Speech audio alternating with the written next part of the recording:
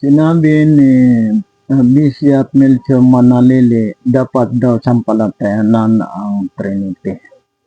So hindi kami nananampalataya sa Trinity dahil ang Trinity na yan ay bago lang yan. Hindi yan na pananampalataya ng mga propeta.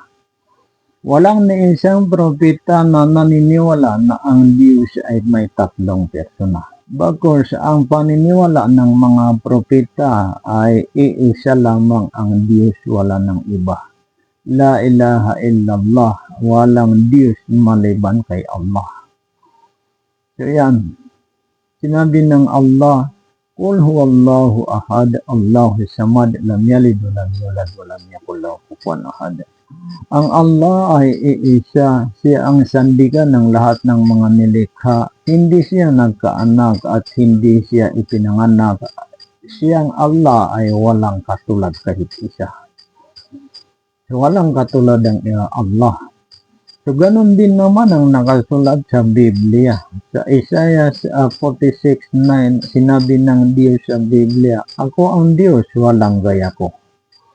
So, ang paniniwala ng Trinity ay magkakatulad itong tatlo. Yung Diyos Ama ay katulad niya ang Diyos Anak at Diyos Espiritu Santo. Ganon din ang Diyos Anak, katulad niya ang Diyos Espiritu Santo at Diyos Ama. Ganon din ang Diyos Espiritu Santo, katulad niya ang Diyos Ama at Diyos Anak. So, itong tatlong persona ay inimbento ito, hindi ito paniniwala ng mga propeta. Dito sa lugar namin, isang beses, tinanong ko ang pare dito sa lugar namin. Tinanong ko siya kung naniniwala ba siya na hindi pananampalataya ng mga propeta ang Trinity. So, sinabi niya, oo, hindi paniniwala ng mga propeta ang Trinity, ngunit sabi niya kung malubog ka sa Biblia ay maunawaan mo ang Trinity. So bakit pa ako magpalubog sa Biblia? Hindi pala paniniwalaan ng mga propeta ang Trinity na yan. Alam natin ang mga propeta ay sila ay nasa matuwid na landas. Kung hindi nila paniniwala ang Trinity ay ibig sabihin ang Trinity ay hindi yan tunay. Ang kwento diyan sa Trinity na yan ay inimbento yan ng mga Fathers Church sa Roma. Dahil yung isa sa kanila na si Arius ay hindi siya naniniwala na Diyos si Jesus, kaya gumawa sila ng formula na tatlong persona, Diyos Ama, Diyos Anak, Diyos Espiritu Santo, para lang matutulan nila yung kasama nila na si Arius. So yun, doon nagsimula yung Trinity. So itong Trinity ay idiniklara sa Roma. Napanood ko yung debate ni Bishop Wendell Talibong at si Ustad Bashir Sakaging. Sinabi ni Bishop Wendell Talibong, ang Trinity ay idiniklara sa Roma. Sinabi naman ni Ustad Bashir Sakaging, ganun pala, ang Trinity ay idiniklara lang yan sa Roma. Ibig sabihin, bago yan na pananampalataya. Hindi pananampalataya ng mga propeta.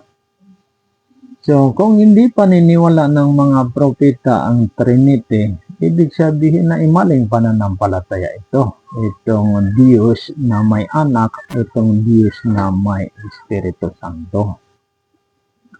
So, maling pananampalataya itong Trinity. So, hindi ako makumbinsi dito sa Trinity na ito dahil kahit ang mga Kristiyano ay mayroon mga Kristiyano na hindi naniniwala sa Trinity. Pero bumabatay sila sa Biblia. Kaya ng mga iglesia ni Kristo, marami din ng iglesia dito sa Pilipinas. Mahigit 8 milyon yata ang bilang ng mga iglesia ni Kristo. Kahit hindi sila naniniwala sa ang Diyos ay may anak, ang Diyos ay may Espiritu Santo. Hindi sila naniniwala. Nakikipag-debate pa sila. Gaya din ng mga Jehovah's Witnesses. Hindi sila naniniwala sa Trinity. Ang paniniwala nila ay oneness. One God, hindi triune God. Isang persona, hindi tatlong persona. Sa totoo itong sinasabi ko, hindi ako nagsisinungaling. Kung ako man ay nagsisinungaling at ang tama ay si Bishop Melchor Manalili, ay hilingin ko ang parusa ng Diyos sa pagpatay sa akin agad. Itong hiniling ko ay hindi kayang hilingin ni Bishop Melchor Manalili na kung siya ay nagsisinungaling at ako ang tama ay parusahan siya ng Diyos sa pagpatay sa kanya agad. Hindi niya kayang hilingin dahil natatakot siya sa kaniyang kasalanan.